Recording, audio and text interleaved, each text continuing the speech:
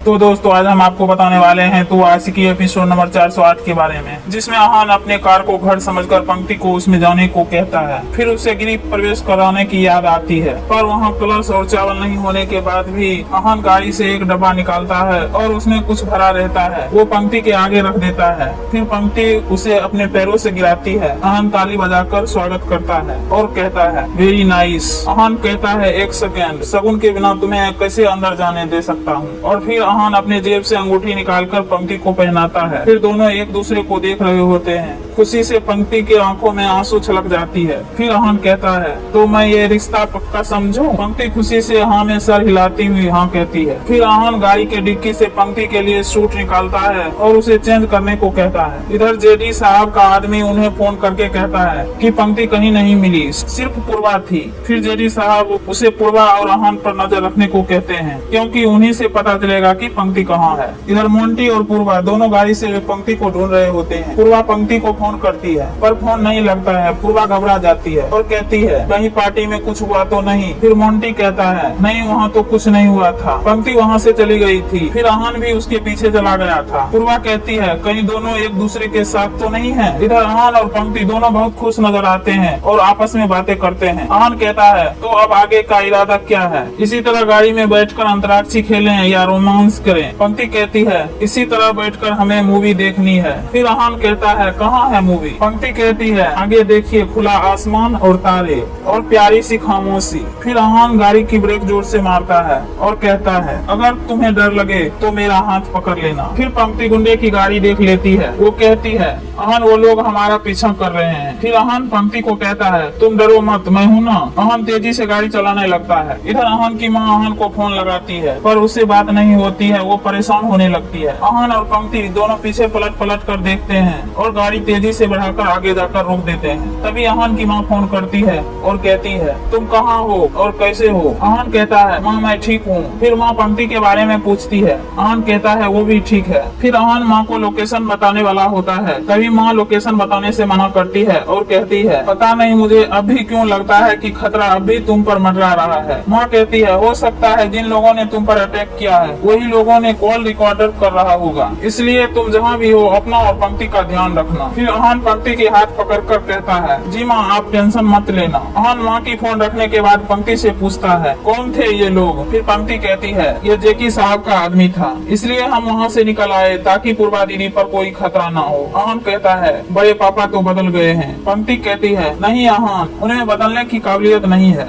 और फिर पंक्ति के साथ जेकी साहब जबरदस्ती कर रहे थे और उसे धमकी दे रहे थे। ये सारी बात आहान को बताती है। ये सब सुनते ही आहान अपसेट हो जाता है और कहता है ये सब मेरी गलती है कि मैं समझ नहीं पाया कब बड़े पापा सही बोल रहे हैं या कब नाटक कर रहे हैं। फिर पंक्ति से माफी मांगता है और कहता है अब हम गलती नहीं करेंगे और अब उन्हें तुम तक पहुंचने नहीं देंगे, ये प्रॉमिस करता है। फिर थोड़ी दूर जाने के बाद गाड़ी पंक्चर हो जाती है। आहान और पंक्ति दोनों गाड़ी से उतर जाते हैं। तभी गुंडे उसके पीछे करते हुए फायर करता है। पंक्ति डरकर चिल्ला देती है। फिर आहान पंक्ति को हाथ पकड़कर भागने लगता है। तभी सीनियर उस गुंडे से कहता है क्या कर रहे हो? उन्हें मारना नहीं है, बस दोनों को अलग करना है। गुंडे से बचने के लिए भागते भागते जंगल में जाकर रुकते हैं। तभी पूर्वा की फोन आती है। पंक्ति कहती है दी मैं ठीक हूँ और आहान के साथ हूँ। फिर गुंडे भी उन तक पहुँच जाते हैं। फिर पंक्ति आहान से कहती है आज फिर तुम मेरी वजह से खतरे में हो। इधर मोंटी और पूर्वा दोनों गाड़ी में होते हैं, पर पंक्ति नहीं मिलने पर पूर्वा घबरा रही होती है। तभी मोंटी कहता है जब दो प्यार करने वाले एक साथ हैं तो उन्हें कुछ नहीं हो सकता है। इधर जेडी साहब अपने रूम में सोने के लिए जाते हैं। उनकी बीवी बाहर जाने लगती है तो फिर जेडी साहब खुद ही बाहर चले जाते हैं। इधर आहान और पंक्ति दोनों भागते भागते श्मशान पहुंच जाते हैं। फिर आहान कहता है अगर तुम्हें डर लगे तो मेरा हाथ पकड़ लेना। फिर पंक्ति कहती है नहीं नहीं मुझे डर नहीं लगता है, और अगर डर भी लगा तो उन्हें जेडी साहब की किस्से सुना देंगे, फिर वो अपने आप भाग जाएंगे। फिर आहान कहता है और अगर ना भागे तो अपनी माँ की कहानी सुना देना। फिर गुंडे भी वहाँ पर आ जाते हैं। तभी आहान और पंक्ति दोनों वहीं पर छिप जाते हैं। फिर जेडी साहब का फोन गुंडे को आता है। गुंडा कहता है पंक्ति कार से निकलकर भाग गई, पर ज्यादा दूर नहीं गई होगी, जैसे ही पंक्ति हाथ लगेगी आपके हवाले कर देंगे। फिर जेडी साहब कहते हैं आज की रात शायद जागकर ही काटनी पड़ेगी। इधर गुंडे जानवरों की तरह दोनों को ढूंढ रहे होते हैं। नहीं मिलने पर वो गाड़ी से टॉर्च निकाल कर लाते हैं और टॉर्च इधर उधर करके देख रहे होते हैं। तभी पंक्ति बिल्ली को देख लेती है और जोर से चिल्ला देती है। आहान पंक्ति को चुप रहने को इशारा करता है। एपिसोड यहीं पे खत्म होती है। तो दोस्तों हम लोग बहुत ही मेहनत से वीडियोस बनाते हैं, पर आप लोग वीडियो को देख लेते हैं लेकिन लाइक नहीं करते। तो आपसे एक रिक्वेस्ट है कि इस वीडियो को लाइक कर दें और चैनल पर नए हैं तो चैनल को सब्सक्राइब भी कर दें। और इसके आगे तू आस्की का एपिसोड नंबर 107 चलेगा,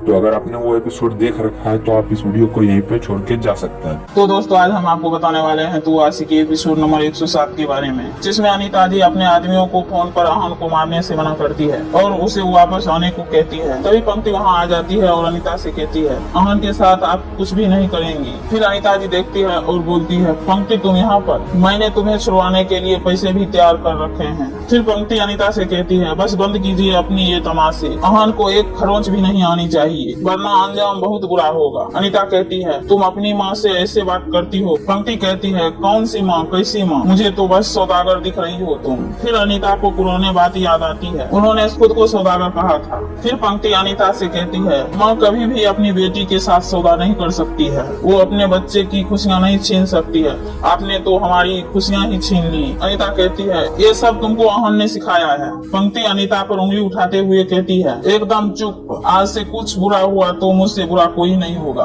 फिर जैनजी का आदमी मोटी के घर जाकर पूर्वा को धमकी देते हुए पूछता है पंक्ति कहाँ है। फिर पूर्वा कहती है पंक्ति यहाँ पर नहीं है। इधर पंक्ति अनीता के घर से चली जाती है। तभी अनीता को उसकी पुरानी बात याद आती है जब उनको बेइज्जत किया गया था। फिर अनीता सोचती है और कहती है पंक्ति मैं क्या करती, हालात ही ऐसे बन गए थे और हम अपना सब कुछ गंवा नहीं सकती थी। इधर पूर्वा घर में बैठकर जोर जोर से रो रही होती है। तभी मोटी वहाँ आता है और पूर्वा से पूछता है क्या हुआ पूर्वा, क्यों रो रही हो। फिर पूर्वा कहती है जेके के आदमी यहाँ आए थे और पंक्ति के बारे में पूछ रहे थे। पूर्वा कहती है हमारी वजह से आपकी जान खतरे में पड़ जाएगी। फिर मोटी कहता है आपके चेती में इतना हिम्मत नहीं है कि मुझे कुछ बिगाड़ सके। पूर्वा कहती है मगर जेडी साहब का आदमी पंक्ति का पीछा नहीं छोड़ेंगे। फिर मोटी कहता है आप फिक्र मत कीजिए, हम आप दोनों को सेफ जगह शिफ्ट कर देंगे। फिर पूर्वा कहती है मोटी जी हम कब तक पीछे भागते रहेंगे। पंक्ति ये सब सुन रही होती है। फिर पंक्ति वहाँ से बाहर आ जाती है। तभी वहाँ पर आहान आता है। पंक्ति पूछती है तुम यहाँ आहान।